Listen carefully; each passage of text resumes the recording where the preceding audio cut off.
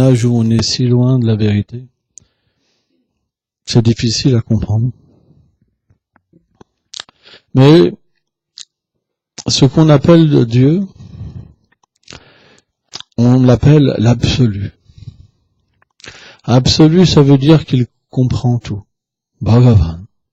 Toutes les perfections. Et ça veut aussi dire que tout lui appartient.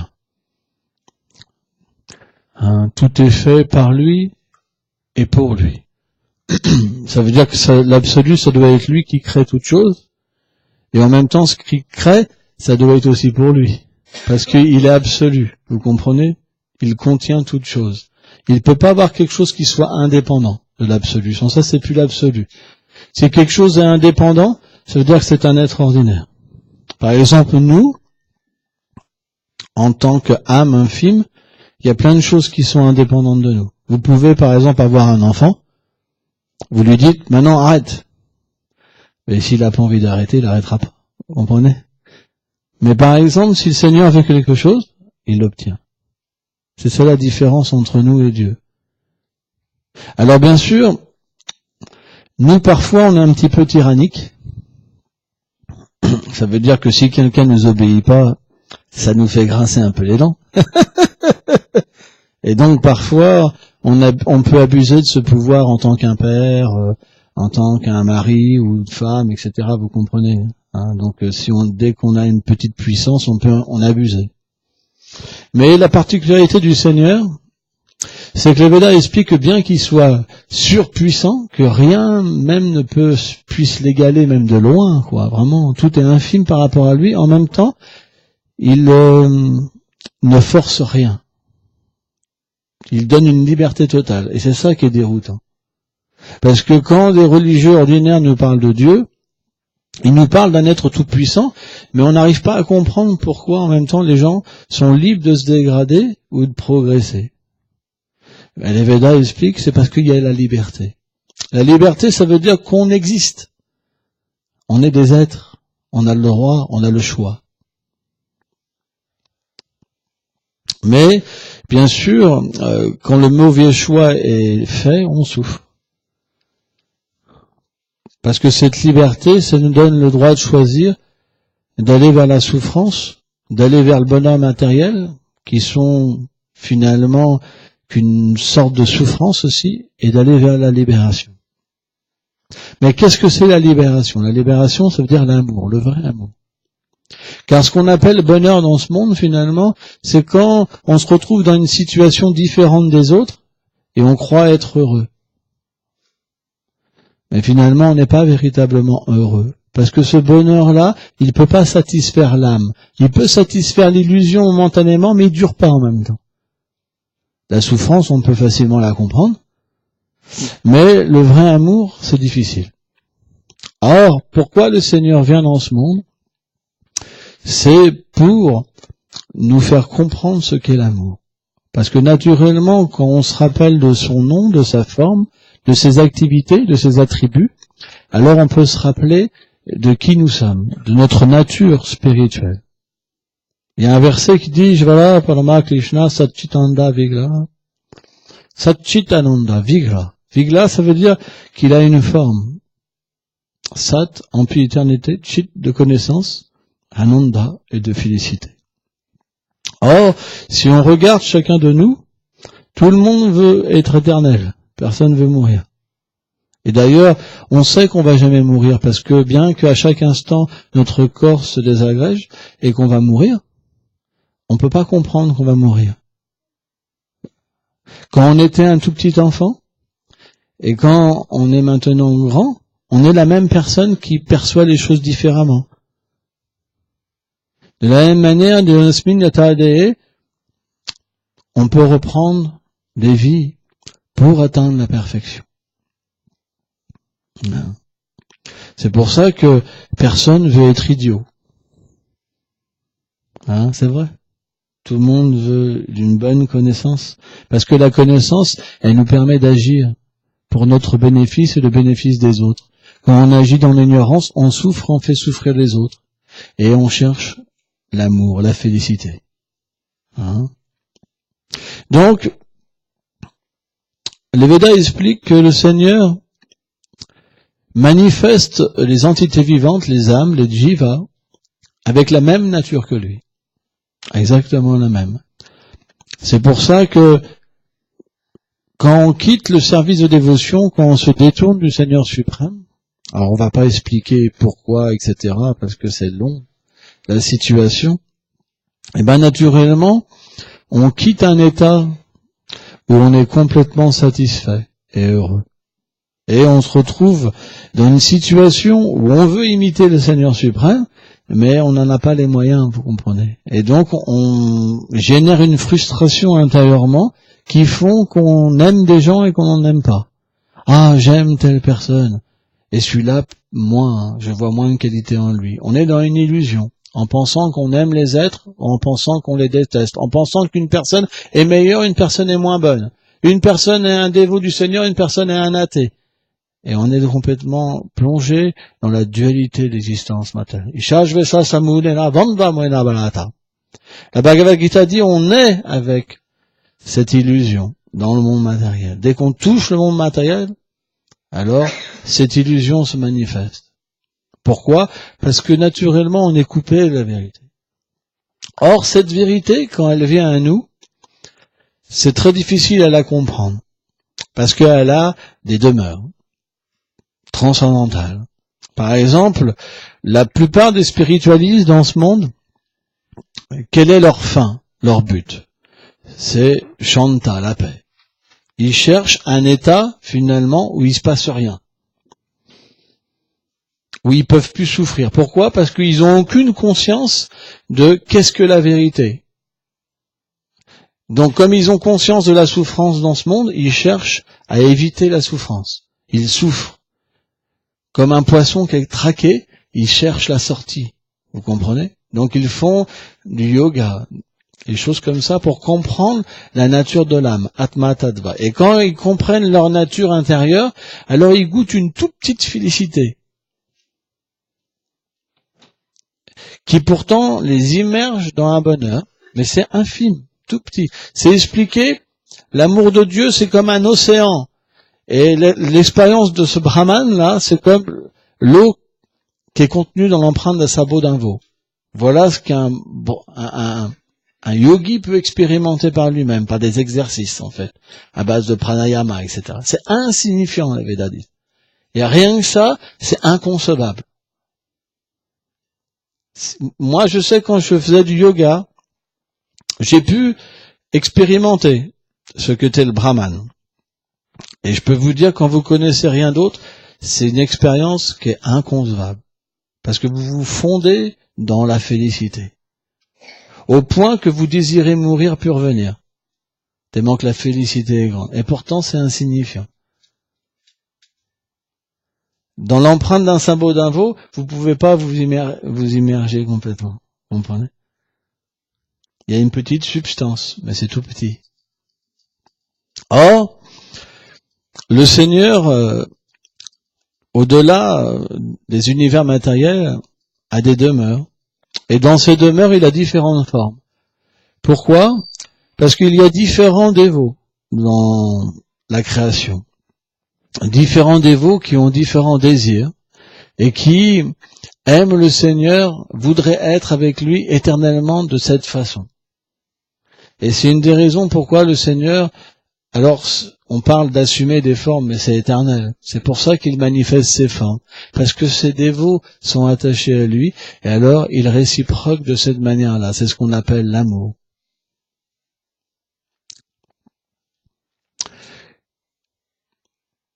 Srila Rupa Goswami explique une vérité. Dans le Seigneur suprême, il y a deux aspects. La douceur et la grandeur.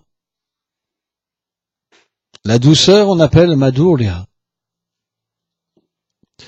Et l'opulence, Aishvarya. Plus l'opulence est présente, et moins la relation peut se faire. Si par exemple, en face de vous, vous voyez l'être dont tout émane, vous allez simplement trembler et exploser. Vous comprenez? Il n'y a aucune possibilité de relation possible. Mais si cette personnalité inconcevable dont tout émane, Hamsavasya Plabhavo, cache toute son opulence et fait voir sa douceur, ça veut dire sa beauté, son amour, automatiquement vous allez courir vers lui. Et être tellement attaché qu'on peut même pas comprendre. Parce que l'attachement qu'on a avec les êtres, il est tout petit, parce que les gens, ici, c'est des petites âmes minuscules, et en plus ils sont recouverts par le corps subtil, le corps grossier, et toutes les samskars, les impressions des vies passées. Ça veut dire que il y a l'égoïsme, il y a la colère, il y a l'envie, la concupiscence. Ça veut dire que les gens ont très peu de qualités visibles. Et c'est tout petit. Mais le Seigneur, lui, il a des qualités illimitées. Pour vous donner une imagination, si les milliards d'êtres vivants, hein, dans tous les univers, sur toutes les planètes, on pouvait se mettre ensemble à créer un personnage qui soit le plus beau, le plus puissant, etc., ça serait une petite poussière de la vérité qu'est Krishna. C'est pour ça que, à notre niveau, tant qu'on est conditionné, on peut pas comprendre ce que ça veut dire Krishna, celui qui fascine les êtres. C'est pas possible. Parce que on est fasciné par un homme et par une femme. On est fasciné par des choses qui vont disparaître dans ce monde. Mais, si on redevient favorable envers le Seigneur suprême, en écoutant sur lui, et dans cet âge en chantant son nom, alors graduellement, on peut se retrouver de nouveau un peu fasciné, un peu plus, un peu plus, un peu plus. Et quand ce désir augmente, alors un jour le Seigneur pourra véritablement se révéler à nous.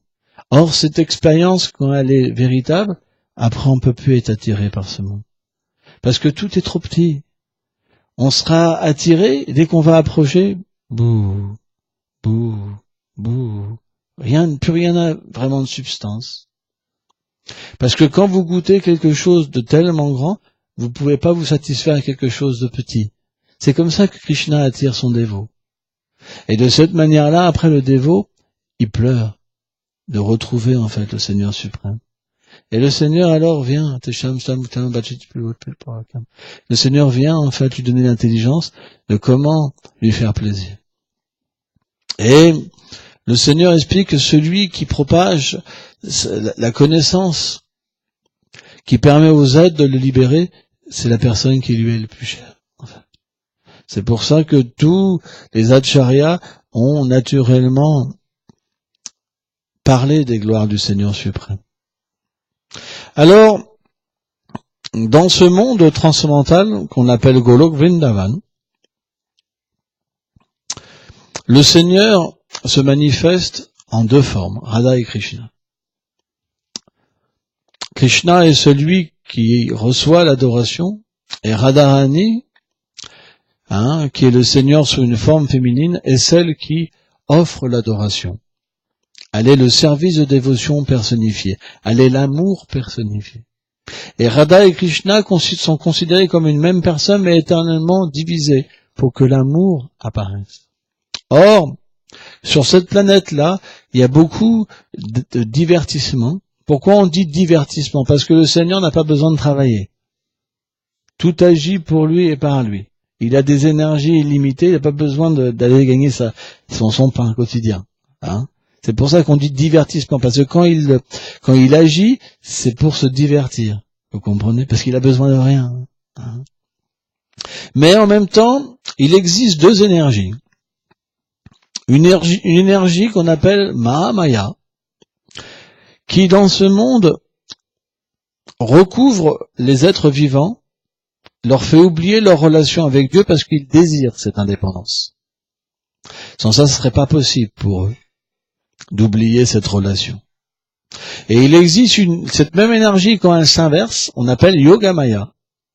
Et cette Yogamaya, quand elle est pleinement manifestée dans le monde spirituel, c'est elle qui fait oublier aux associés du Seigneur la position du Seigneur suprême. Donc par exemple, sa mère, le Seigneur est une mère originelle, un père originel, il a des serviteurs, des servantes. Il a aussi Shrimati Radharani qu'il aime.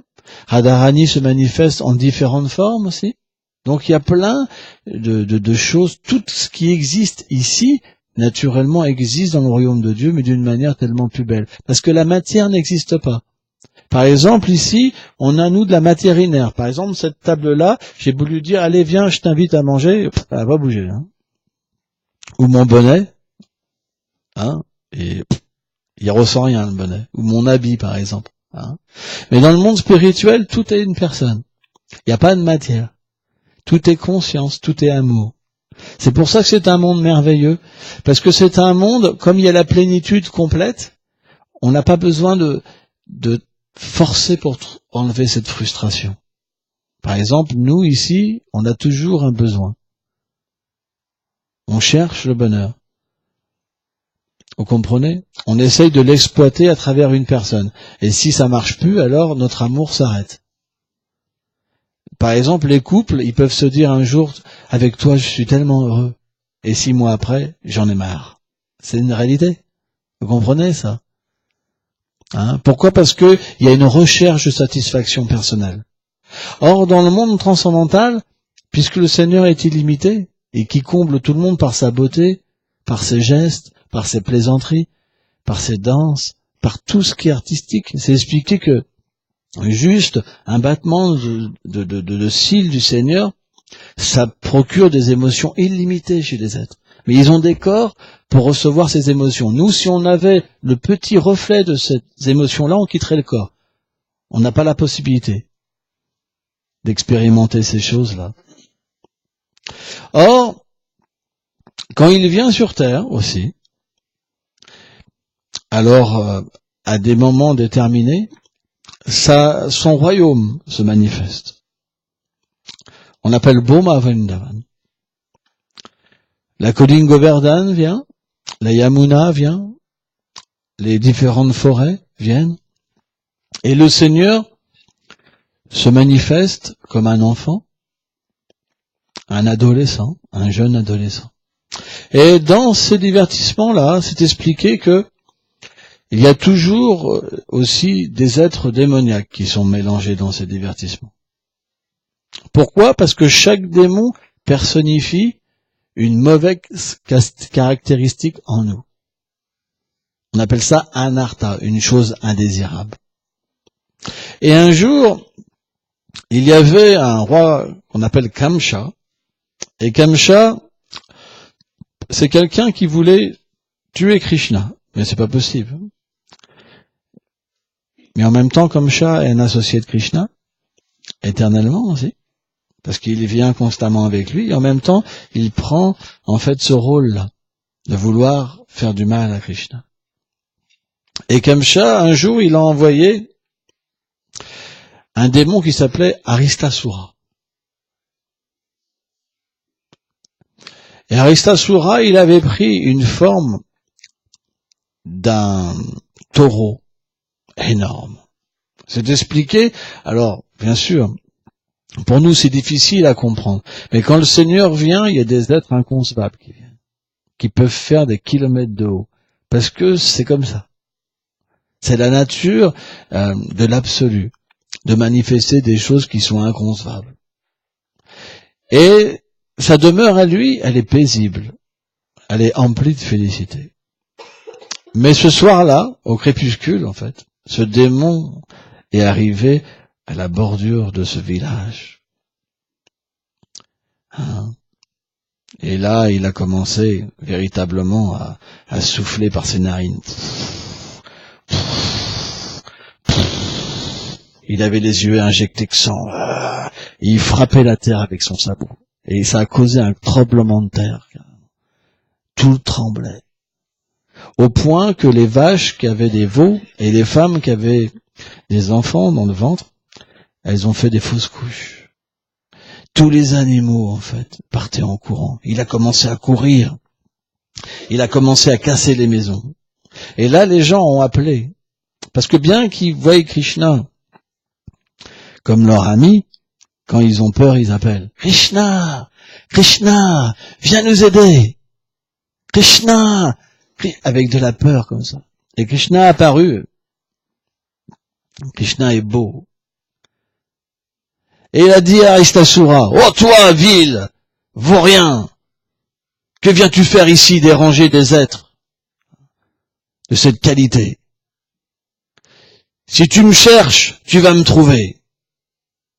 Il a serré sa ceinture, il a tapé sur ses bras comme ça, et pour défier en fait Aristasura, il a simplement pris un ami par le bras comme ça, comme si il était insignifiant pour lui. Et là, ça a mis Aristasura vraiment en colère. Il a chargé. Il a foncé sur Krishna. Krishna l'a pris par les cornes. Ouf, un énorme taureau qui faisait des kilomètres de haut. Et il s'est affalé à des kilomètres plus loin. Waouh! Et tout le monde regardait ça. Et là, quand il est tombé, il était mal en point. Il était fatigué et battu. Mais le fuego terrible d'Aristasura, qui est comme vous savez, un démon. C'est expliqué que Vrindavan est dans notre cœur. Radha Krishna est dans notre cœur. Mais il y a des fois des démons qui viennent comme ça faire des perturbations. Vous savez, la colère. Ah, lui, pour qui il se prend, lui, c'est Aristasura. Hein, cette fierté fuego comme ça. Et il a rechargé. Encore pire. Une grande colère. Et Krishna l'a pris, l'a saisi par les cornes. Il a cassé les cornes. Et il l'a battu. Et il a quitté son corps.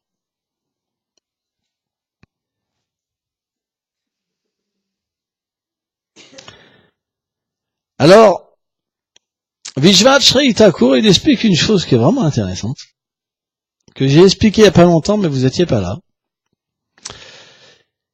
Il explique que le sentiment des associés du Seigneur, il ne peut jamais changer. Même s'ils y voient faire des choses incroyables, ils se disent, de toute façon, ça peut pas être Dieu. Ils doivent se dire, ça doit être un demi-dieu quand même. Alors ça veut dire qu'on est des demi-dieux aussi, parce qu'on est l'égal de Krishna. Vous comprenez? Même s'ils voient des choses extraordinaires, c'est pas possible pour eux de voir la puissance du Seigneur. Pour lui, c'est rien, tuer Aristasura, c'est rien du tout. Hein, c'est expliqué qu'Aristasura, aussi après, il a été libéré. Hein, mais ça, on rentre pas dans cette chose. Donc, après cet incident-là,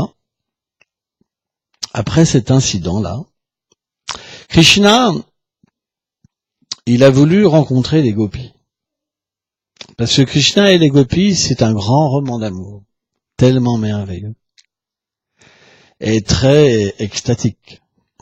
Et Krishna, donc, il a voulu charmer les gopis, et les gopis, en fait, lui ont dit comme ça, il dit, en fait, t'es un grand pécheur. Tu as tué un taureau. Même si c'était un démon, il avait quand même une forme de taureau. Parce que la vache, elle est considérée comme une mère parce qu'elle donne son lait aux hommes. C'est pour ça que les Védas expliquent que quand la vache est bien traitée, il y a la religion liquide dans le lait. C'est pour ça que les sages se nourrissent qu'avec du lait, en fait, dans les temps anciens. Parce que tout est compris dans le lait. Les 4 piliers de la religion. La pureté, la compassion, l'austérité, la véracité sont compris dans le lait. Et quand on se nourrit de lait, on nourrit en fait nos cellules du cerveau, elles deviennent plus fines pour comprendre les valeurs transcendantales. C'est expliqué, le lait, c'est l'aliment le plus dans la vertu. Mais il faut que la vache soit bien traitée. Or, les gopis disent, en fait, t'as tué comme ta mère. T'es un grand pécheur. Et donc, Krishna a dit, bah, alors, qu'est-ce que je dois faire pour me purifier? Il dit, tu dois aller te purifier dans tous les lieux saints et te baigner de l'univers. Mais Krishna a dit, j'ai pas besoin, moi, d'aller, comme ça, me trimballer dans tout l'univers. Il a pris son talon, et ça fait un trou immense. Comme ça. Et après, mentalement, il a appelé toutes les rivières qui sont venues, en fait. Et là, elles étaient dans les airs. Et Krishna a dit, vous voyez, j'ai pas besoin, moi, de me purifier. Regardez, les rivières sont toutes là. Et les gopis ont dit, nous, on voit rien du tout. Et là, elles se sont présentées une par une. Je suis l'océan salé. Je suis l'océan de lait. Je suis la Godavari, Yamuna, etc., etc., etc. Et elles sont, en fait, tombées dans le Kund, dans le bassin. Elles ont rempli le bassin.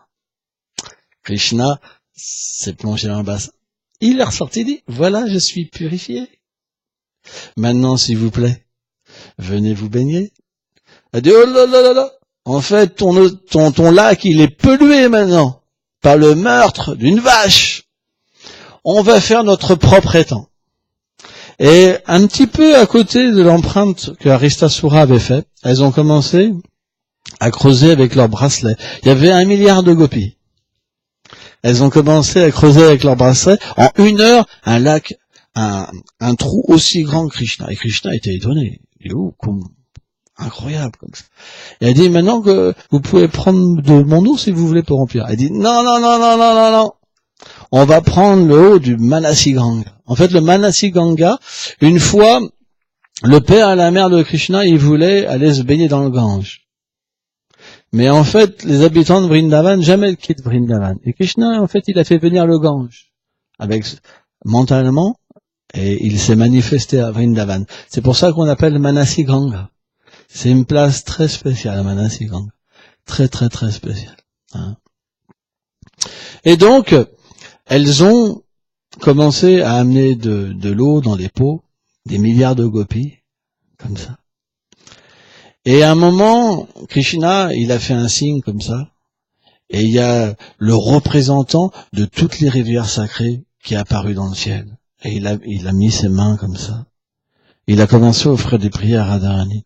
Ô déesse suprême, personne ne peut comprendre ta position, même Shiva ni Brahma. S'il te plaît, sois miséricordieuse avec nous, accepte quelque chose de nous. Et Radharani, elle est très miséricordieuse, dit, mais qu'est-ce que je peux faire pour vous? S'il vous plaît, faites qu'on puisse venir dans votre lac.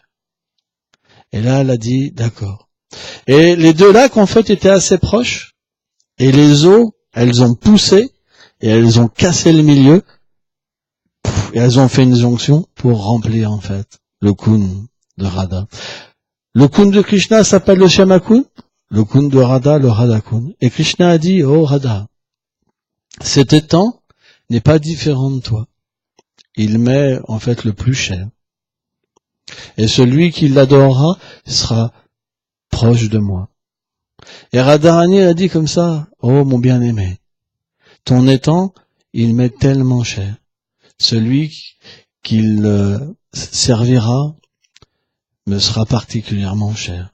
Et en fait, le Radhakund et le Shyamakund représentent sur Terre les endroits les plus élevés spirituellement. C'est pour ça qu'on doit s'y baigner avec une bonne conscience. Et même nous, on s'y baigne pas, on prend juste un petit peu d'eau sur la tête et on asperge. Ça revient au même que de se baigner complètement. Donc ça, c'est l'histoire du Radhakund. Maintenant, je voudrais raconter une autre histoire, parce que dimanche prochain, c'est Dipawali, et on fête le même jour Govardhan, parce que ça tombe le dimanche Dipawali. Et si on faisait Govardhan le lundi, il y aurait personne. Donc je vais raconter une autre histoire. Vous voyez par exemple, au milieu, il y a Nanda, Yashoda et Gopal. C'est Krishna dans sa forme d'enfant, avec ses parents, et il y a une corde. Mais Yashoda, elle tient une corde. Et cette corde, elle symbolise un divertissement très fameux, qui s'est passé à Gokul, quand Krishna était vraiment tout petit. Il faut savoir que Krishna comble les désirs de tous ses dévots. Et naturellement, le père et la mère de Krishna, ils nourrissent le sentiment d'avoir Krishna tout petit.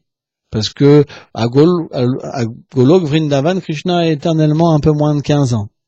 Bien que Mary Yashoda le voit plus petit, par sa vision parentale, elle peut pas complètement s'immerger dans la félicité, de le voir comme un tout petit enfant. Elle désire ça aussi. C'est pour ça que c'est une des raisons pour ça aussi que Krishna fait ses divertissements dans les univers matériels, pour combler certains désirs de ses dévots. Comme celui-là de Mary Yashoda. Alors ça ne veut pas dire qu'elle n'est pas comblée, Mère Yashoda, parce que c'est des êtres illimités dans l'amour, mais il y a ce désir-là que Krishna lui comble particulièrement. Et Krishna, il considère tout le monde comme ses mères. Parce que tout le monde a le droit d'avoir une relation parentale avec le Seigneur. Comme tout le monde a le droit d'avoir une relation d'amitié avec le Seigneur. Le Seigneur réciproque avec tous les êtres. Or, dans ce village à Gokul, il y avait beaucoup de mères. Et puis, puisque Krishna est le plus fascinant, elles l'aiment encore plus que leurs propres enfants. Quand elles s'occupent de leurs enfants, elles s'occupent en fait en pensant à Krishna. C'est comme ça qu'on devrait véritablement aimer les êtres, pour être libéré de ce monde et avoir une relation complète avec Dieu. Parce que même dans le monde transcendantal, ça se passe comme ça. Et Krishna, qu'est-ce qu'il faisait? Parce qu'en fait, ces mères, en pensant à Krishna, elles faisaient du beurre, elles faisaient du yaourt, elles faisaient des préparations. Lui, Krishna, il tétait le sein de sa mère, directement. Il lui prenait son amour directement comme ça. Mais les mères, elles pouvaient pas téter le sein de Krishna. Donc, qu'est-ce que faisait Krishna? C'est qu'il venait voler du beurre, des produits laitiers dans leur maison. Parce qu'elles mettaient leur cœur dans ces produits. Et quand ils mangeaient leur cœur de cette manière-là. Parce que dans le monde transcendantal, les choses se font un petit peu différemment de nous. On retrouve ça à un petit niveau. On dit par exemple, t'as mis beaucoup d'amour dans ta préparation. Mais bon, c'est tout petit ce qu'on peut donner.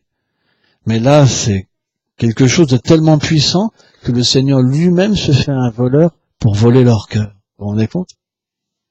Et donc, comme Mère Yashoda, elle, Krishna ne le volait pas chez elle, ses amis venaient rapporter ces choses-là, ces espiègleries, parce que ça apportait beaucoup de bonheur à Yashoda.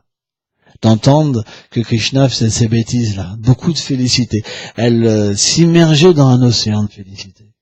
Mais elle s'est dit quand même, mon petit Krishna, il va voler parce que je fais pas du beurre aussi bon que mes amis.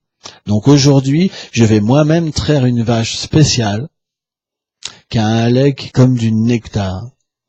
Et je vais le récupérer et faire moi-même du beurre, des sweets, etc. Donc elle s'est levée très tôt. Elle a renvoyé ses domestiques. Et elle a commencé à barater elle-même, en fait, pour faire du beurre, etc., etc. Et là, c'est expliqué que Mère Yashoda, c'est un océan d'amour. Et la baratte, c'est une personne. Parce c'est que des personnes. La corde, c'est une personne. Les bijoux sont des personnes dans le monde spirituel. Les fleurs sont des personnes. Et quand Mère Yashoda a commencé à barater, ça a commencé à faire une musique.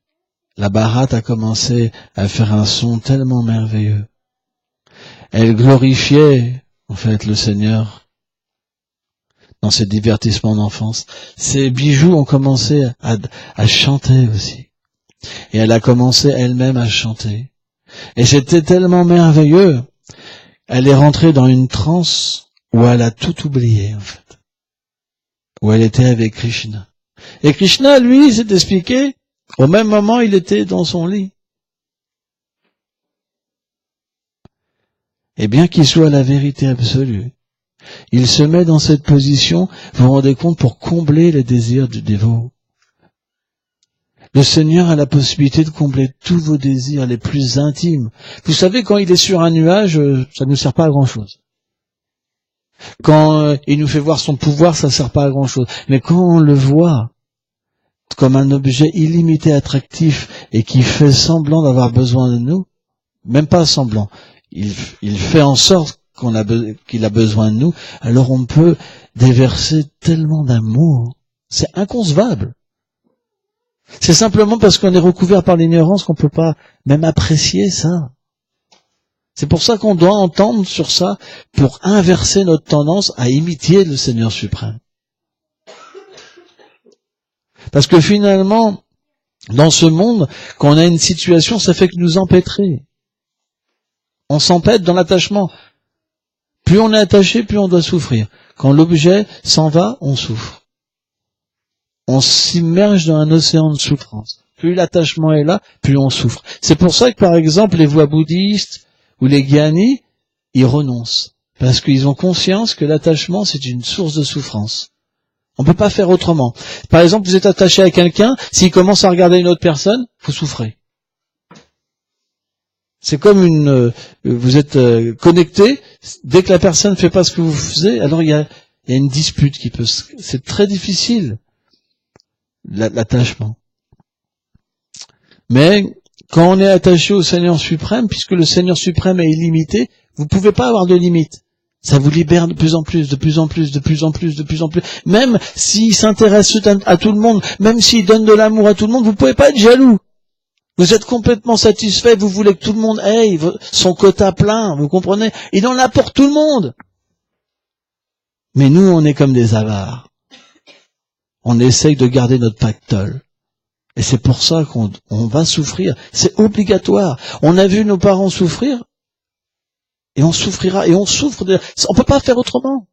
C'est la loi de ce monde, parce qu'on est déconnecté de la source de l'amour.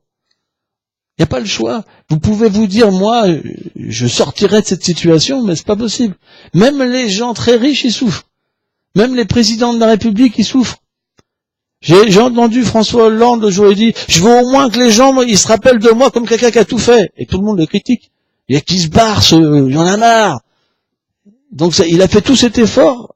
Ça, c'est pas possible. Donc automatiquement, il y a une frustration. Partout. Vous pouvez pas contenter les gens parce que vous êtes limité. Il y aura toujours des gens qui vous aimeront pas. C'est comme ça. Mais dans le monde spirituel, quand vous êtes connecté au Seigneur, il n'y a pas de jalousie. Vous voulez simplement que les autres, ils en aient. Parce que vous débordez, vous en voulez pour tout le monde. Il n'y a pas d'égoïsme. Et donc, Krishna, il se met dans cette position pour combler ses dévots. Et il prend l'apparence d'un petit enfant comme ça. Il cherche sa mère, comme un enfant ordinaire. Il crie, « Meya, Meya !» Il crie comme ça. Il pleure, « Où est ma mère ?» Et il descend du lit comme ça. Il pleure et il voit sa mère complètement absorbée dans l'amour pour sa personne. Mais complètement absorbée. C'est tellement merveilleux. Krishna est tellement content. Mais qu'est-ce qu'il fait pour le faire revenir à une situation externe? Il prend la tige de la bharate, et du coup, Mahashoda, elle voit une tension, elle ouvre ses yeux, et elle voit cet objet d'amour apparaître devant elle, et il le prend. Ça veut dire, au lieu que ça se passe intérieurement, ça se passe extérieurement. Et l'union se fait, tellement puissante. Mahashoda, en fait, elle comprend le dessein de Krishna, c'est boire son amour, sous la forme de lait. Et automatiquement, elle met son voile, elle donne la tétée à Krishna, et Krishna commence à boire d'une manière illimitée. Et Mahashoda, elle a un amour illimité, donc une quantité de lait illimitée. Et Sanatana Goswami explique que pas loin de là, Mahashoda faisait cuire du lait aussi, pour faire d'autres sweets, d'autres sortes de sucreries. Mais le lait, c'est une personne. Le pot, c'est une personne. Le feu, c'est une personne. Mais le lait, quand il a vu la position de Mahashoda, il a dit, à quoi sert mon existence? À quoi sert mon existence? Je suis tout petit comparé à Mahashoda. Tout petit, minuscule. Mon sentiment envers Krishna, il est tout petit. Ils peuvent même pas me voir. Je sers à rien. Et il a eu envie de finir sa vie, en fait. Donc il a commencé à déborder. Mais le feu, il voulait pas. Il voulait se suicider dans le feu. Et le feu, il voulait pas. C'est un bhakta aussi, vous comprenez? Et là, tout de suite, Krishna a donné l'intelligence à Mahashoda. Elle a vu le lait, et elle s'est dit, non, je suis pas comme ça. Vrindavan n'est pas comme ça. Je vais t'engager. Peu importe mon plaisir, je vais t'engager pour le plaisir de Krishna. Et bien que Krishna, il a la force illimitée. Krishna a deviné les pensées en même temps. Krishna, c'est un jeu, en fait. Et il a tenu sa mère le plus fort possible, mais son amour était tellement puissant qu'elle a pu le déposer très facilement par terre, et elle s'est occupée du feu, du lait, et elle a dit, oh, s'il te plaît.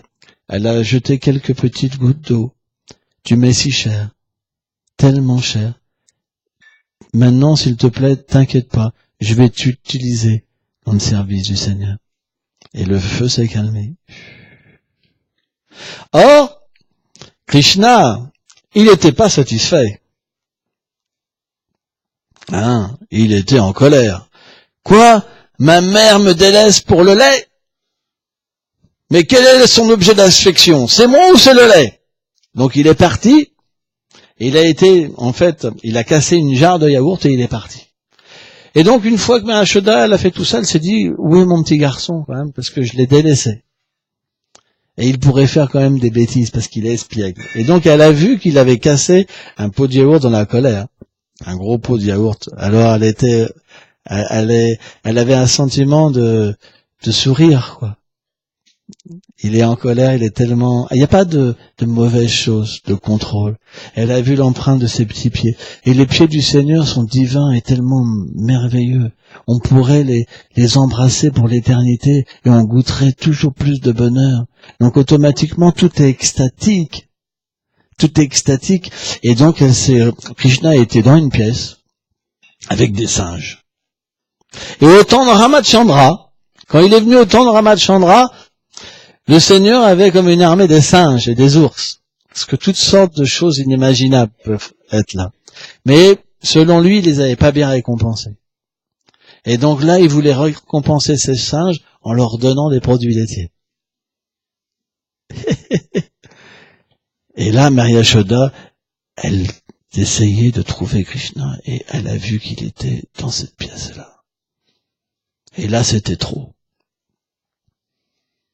Il distribuait aux singes les produits laitiers. Elle a pris une baguette comme ça. Et Maria Yashoda, elle n'avait pas son voile sur la tête. Et là, elle s'est dit, oh petit vaurien, je vais te punir. Et là, Krishna a fait d'être en colère, en peur, comme ça, il s'est affolé, elle a couru après derrière, dans toute la maison, comme ça, elle n'arrivait pas à rattraper Krishna.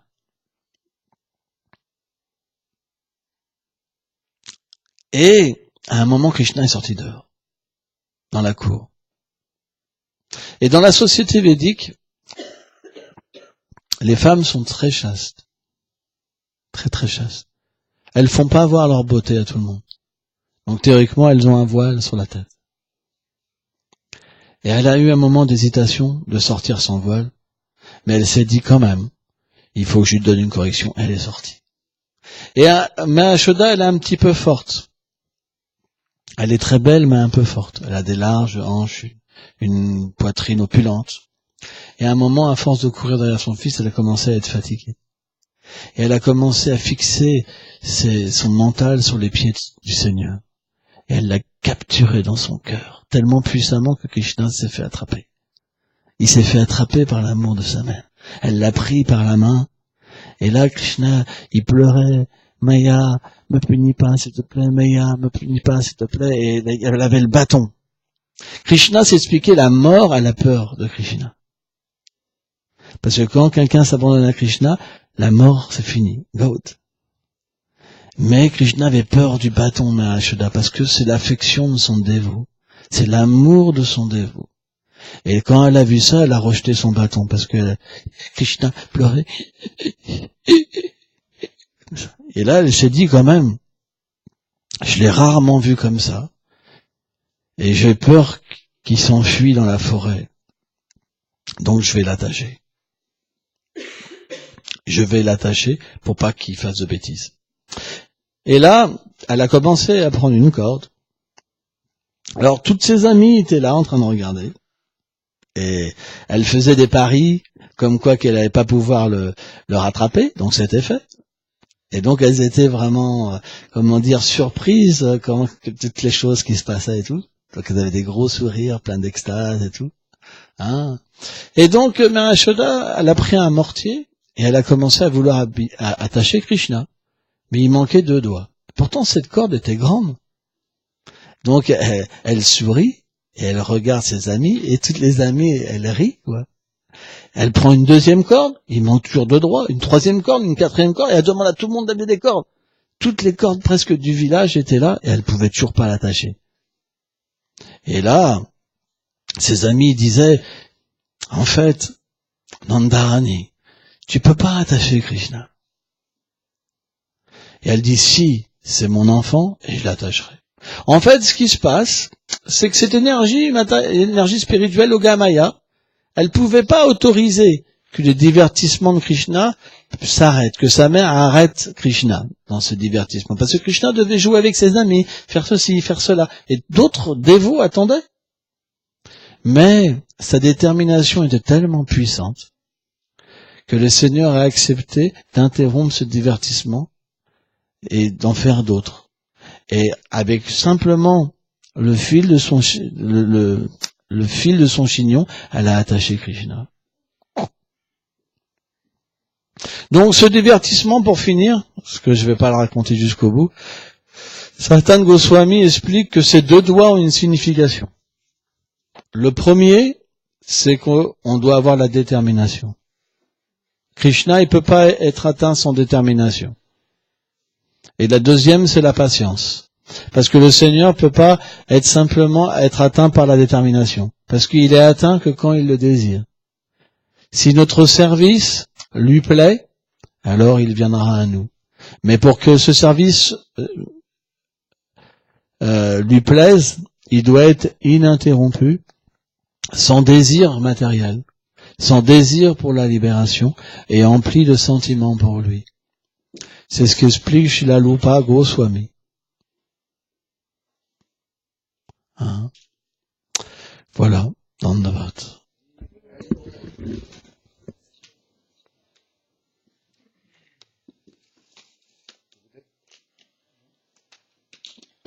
On chante ou on fait Damodar?